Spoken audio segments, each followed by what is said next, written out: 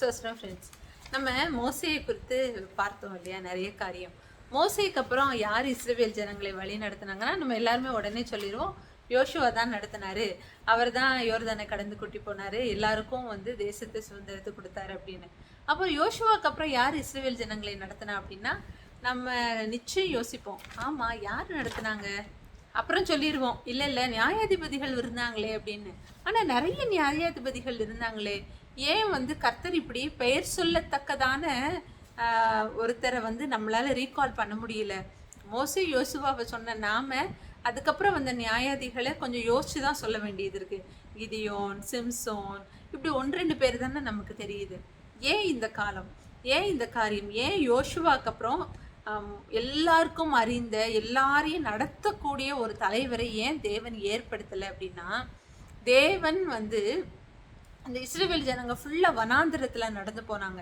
அவங்களுக்குன்னு சொந்தமாக இடம் கிடையாது, அவங்களுக்குன்னு இளைப்பாறுதல் ஸ்தலம் இல்லை. அப்போ தேவன் அவர்களுக்குன்னு ஒரு இளைப்பாறுதல் ஸ்தலத்திற்கு அழைத்து கொண்டு போகிறதற்கு இந்த பூமியில் அவர்களைப் போலவே வாழுகிற ஒரு மனுஷனை கொண்டு தேவன் இவ எல்லாவற்றையும் செய்தார். இப்போ மோசே கானான் வாசல் வரைக்கும் கொண்டு போனார்.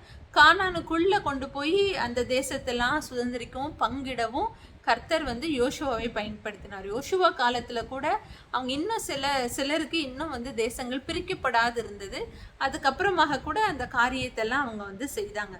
அப்போ இப்படிப்பட்ட காலத்தில் யோசுவா மரிச்சதுக்கு அப்புறம் தேவன் நியாயாதிபதிகள் 2வது அதிகாரம் 7வது வசனத்துல தான் தேவன் முதல்ல யாரை ஏற்படுத்துறாருன்னா நியாயாதிபதிகளை ஏற்படுத்துறார். 16வது வசனம், கர்த்தர் நியாயாதிபதிகளை எழும்ப பண்ணினார், அவர்கள் கொள்ளையிடுகிறவர்களின் கைக்கு அவர்களை நீங்களாக்கி ரட்சித்தார்கள். அப்ப நியாயாதிபதிகளை எந்த இடத்துல தான் தேவன் ஏற்படுத்துறாருன்னா, இஸ்ரவேலை ஒடுக்குகிறவர்கள் நிறைய பெருகும் போது அந்த நபர்களிடமிருந்து இஸ்ரவேலை காப்பதற்காக தேவன் நியாயாதிபதிகளை எழுப்புகிறார். ஏன் கொள்ளையிடுறாங்க? இஸ்ரவேல் ஜனங்க தானே கை ஓங்கி இருக்கணும்.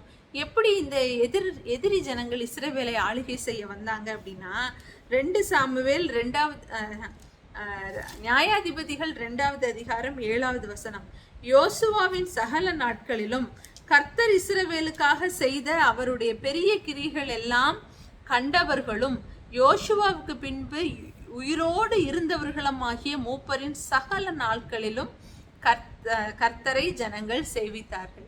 அப்போ அந்த காலம் வரைக்கும், அதாவது யோசுவா காலத்துல வாழ்ந்த, யோசுவாக்கு அப்புறம் யோசுவா கூட சேர்ந்து வாழ்ந்த மூப்பர்கள் எல்லாரும் இருக்கிற வரைக்கும் மட்டும்தான் இஸ்ரவேல் ஜனங்க என்ன பண்ணியிருக்காங்க? தேவனை சேவிச்சிருக்காங்க. அதுக்கப்புறம் என்ன செஞ்சிருக்காங்க? அவங்க பாகால்களையும் அஸ்தரோத்துகளையும் ஃபாலோ பண்ண ஆரம்பிச்சிருக்காங்க. 10வது வசனம், அக்காலத்தில் இருந்த அந்த சந்ததியார் எல்லாரும் தங்கள் பிதாக்களுடன் சேர்க்கப்பட்ட பின்பு கர்த்தரையும் அவர் இஸ்ரவேலுக்காக செய்த கிரியையும் அறியாத வேறொரு சந்ததி அவர்களுக்கு பின் எழும்பிற்று. அப்பொழுது அவங்க என்ன செய்தாங்க? கர்த்தரின் பார்வைக்கு பொல்லாப்பானதை செய்து பாகால்களை சேவித்தார்கள். அதனால தேவன் அந்நியர்கள் கையில இந்த ஜனங்களை ஒப்பு கொடுத்தார். அப்போ ஒப்பு கொடுத்ததுக்கு அப்புறம் அவங்க கூக்குரலிட்டு தேவனை நோக்கி ஜெபிக்கும் போது தேவன் இவர்களை விடுவிக்கிறதற்காக என்ன செய்தாரு? நியாயாதிபதிகளை எழுப்பினார். அப்போ இவங்க இந்த ஒரு காரியம், தேவனுக்கு விரோதமான ஒரு காரியம் செய்வதற்கு முன்பாக, யோசுவா மரித்ததுக்கு பின்பாக, யோசுவா மரிச்சிட்டாரு, இவங்க எதிரிகள் கையில விழப்பட்ட இந்த 2 காலத்துக்கும் இடையில இந்த ஜனங்களை யார் நடத்தினது?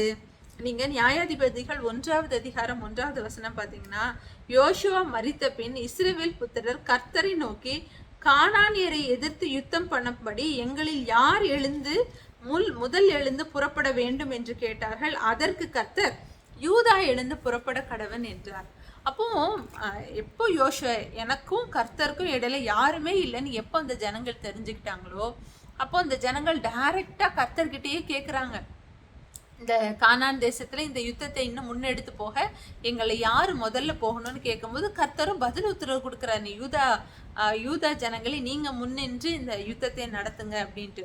அப்போ இதுவுமே அவங்களுக்கு இன்ஸ்ட்ரக்ஷன் யார் தான் கொடுத்துருக்கணும்னா, இந்த மூப்பர்கள் கொடுத்துருக்கணும். இந்த இன்ஸ்ட்ரக்ஷனையும் கொடுக்கத்தக்கதான மூப்பர்கள் மரித்து போனதுக்கு அப்புறம் இவங்க டைரக்டா என்ன செய்யல? கர்த்தர்கிட்ட போய் நிக்க தவறி போனாங்க. அப்போ கர்த்தர் ஏன் யோசுவாவுக்கு அப்புறம் ஒரு பெரிய தலைவரை எழும்ப பண்ணலைன்னா, ஜனங்கள் டைரக்டா என்கிட்ட பேசணும் அப்படின்னு தான் தேவன் வந்து விரும்பினார். அதனால தான் தேவன் அதுக்கப்புறம் ஒரு பெரிய ஒரு தலைவரை எழுப்பல. ஏன்னா முந்தி டிராவல் பண்ணும்போது எல்லாரும் ஒரே இடத்துல இருந்தாங்க. அப்போ ஒரு தலைவனின் கீழ் எல்லாருமே நடத்தப்பட்டாங்க.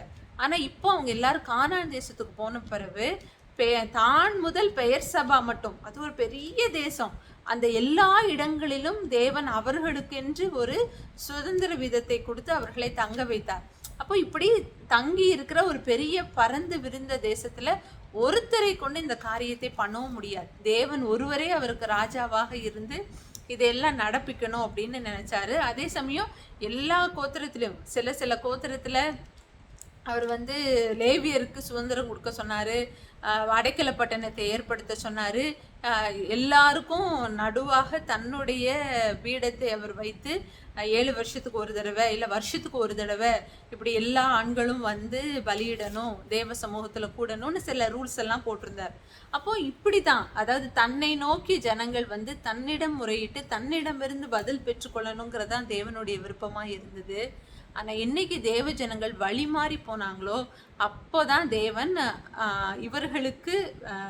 இவர்களை விடுதலை செய்யணும்னு ஒரு நியாயாதிபதியை ஏற்படுத்துறார்.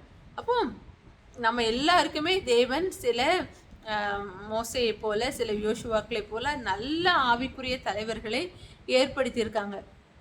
இப்போ வசனம் கிடைக்காத பஞ்சகாலெல்லாம் வரப்போகுதுன்னு வேதத்தில் பார்க்குறோம் இல்லையா? இப்படி ஒரு காலத்தில் நம்மளை நடத்துகிற இப்போ வந்து தலைவர்கள் எல்லாரும் இருப்பாங்க. ஏன்னா நிறைய சர்ச்சஸ் இருக்கு, நல்ல ஆவிக்குரிய தலைவர்கள், ஆத்தும பாரமிக்க ஆவிக்குரிய தலைவர்கள்லாம் ஒருவேளை இல்லாத சும்மா பெயரளவுக்கு தேவ சபையை நடத்துகிற ஊழியர்கள் எழும்பக்கூடிய காலங்கள் கூட வரலாம். இப்போதைக்கு தேவ கிருபையில நமக்கு அப்படி இல்லை. அந்த காலத்துல கூட நாம தேவனை விட்டு பின்வாங்காம இருக்கணும்னா நமக்கும் தேவனுக்கும் டைரக்டான ஒரு உறவு வேணுங்கிறது தான் இது காட்டுது. ஏன்னா யோசுவாவும் மனுஷன்தான், மோசையும் மனுஷன்தான். ஒரு காலகட்டத்தில் மோசை 120 மறிச்சாரு, யோசுவா 110 மறிச்சார். அவங்களுக்குன்னு ஒரு காலகட்டத்தில் மறிச்சு போவாங்க. ஆனால் இப்படி யாரோ ஒருத்தர் எழும்பியே நமக்கும் தேவனுக்கும் இடையில அந்த கனெக்ஷனை ஏற்படுத்திக்கிட்டே இருக்க முடியாது இல்லையா? அதனால தான் தேவன் என்கிட்ட நீ டைரெக்டாக கம்யூனிகேட் பண்ணு அப்படின்னு சொல்கிறாரு. இந்த ஜனங்கள் அதை பண்ணாமல் போனாங்க. ஆனால் அவங்களால ஈஸியாக சிலைகளுக்கு பின்பாக போக முடிஞ்சுது. ஆனால் தேவனை மனசில் உண்மையாக தேவனை தரிசிக்கவோ இல்லை தேவனை நோக்கி நன்றி செலுத்தவோ கூடாமல் போனது. அன்னைக்கு இஸ்ரவேல் ஜனங்களை நம்ம ஈஸியாக பேசுகிறோம், ஆனால் நாமளும் அப்படித்தானே இருக்கிறோம். நம்மளால் நம்ம பிரச்சனைகளுக்காக மணிக்கணக்காக ஜெபிக்க முடியும், நமக்கு தேவன் செய்த நன்மைக்கு மணிக்கணக்காக ஜெபிக்க முடியும். நமக்கு அதாவது நம்மளை கொண்டு தேவன் செய்ய விரும்பணுங்கிற காரியத்திற்கு என்னைக்கோ ஒரு நாள் தான் நம்ம மணிக்கணக்காக ஜெபிச்சிருப்போம். அதுக்கப்புறம் அதை குறித்து ரொம்ப நம்ம கரிசனை பண்ணியிருக்க மாட்டோம். நம்மளுடைய ஃபோக்கஸ் எல்லாம் நம்ம பிரச்சனைகளை மட்டுமே சுற்றி இருப்பதனால பிரச்சனைகளே இல்லாத நாட்கள் வரும்போது நம்மளால வேற எதுக்கு நான் ஜெபிக்க வேண்டியது இருக்கு, வேற என்ன இருக்கு இந்த கம்யூனிகேஷனை நான் இன்னும் கண்டினியூ பண்றதுக்கு அப்படின்ட்டு ஒரு கொஸ்டின் மார்க் வந்து அப்போதான் என்ன செய்யுது, கேப் விழுது. அதனாலதான் நம்ம நல்லா இருக்கும்போது கர்த்தரை தேடாதபடி, அதாவது நல்ல ஆசீர்வாதம் வரும்போது ஏன் நிறைய பேர் கர்த்தரை விட்டு பின்வாங்குறாங்கன்னா, இப்போ உங்களுக்கு ப்ரேயர் பாயிண்ட்ஸே இல்லை. இப்போ எதுக்காக நான் ஜெபித்து நான் கர்த்தர்கிட்ட இந்த உறவை வந்து மெயின்டைன் பண்ணணுங்கிற ப்ரேயர் பாயிண்ட்ஸே இல்லை. அப்போ நம்ம பிரச்சனைகளை மட்டுமே ஃபோக்கஸ் பண்ணுறது மட்டும்தான் இதுக்கான காரணம். எப்போ இஸ்ரவேல் ஜனங்களுக்கு கானான்ல எல்லாருக்குமே அங்கே இருக்கிறதற்கான இடம் கிடைச்சதோ அப்போ அவங்களுக்கான எல்லா தேவையும் பூர்த்தியாகப்பட்டுடுச்சு. இனி நான் என்ன இருக்கு, அந்த கர்த்தர்கிட்ட கேட்கறதுக்கு சாப்பாடு இருக்கு, எல்லா எல்லா பேரிச்ச மரங்கள் இருக்கு, நீரூற்றுகள் இருக்கு, எல்லாமே இருக்கு. நான் எனக்கு தங்குறதுக்கு வீடு இருக்கு, நட்டாத தோட்டம் இருக்கு. இனி என்ன இருக்கு அவர்கிட்ட நான் கம்யூனிகேட் பண்ணேன்ட்டு விலகி போனதுனால தான் அவங்க தேவன் இல்லாதவைகளை தொழுது கொள்ளுகிற இடத்திற்கு அவங்க போனாங்க.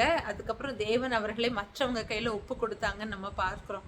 இப்போ இந்த இடத்துல நம்ம ஜாக்கிரதையா இருக்கணும். எது இருந்தாலும் இல்லாவிட்டாலும் தேவனோடு இருக்கிற உறவுல தொடர்ந்து நீடிக்கணும்.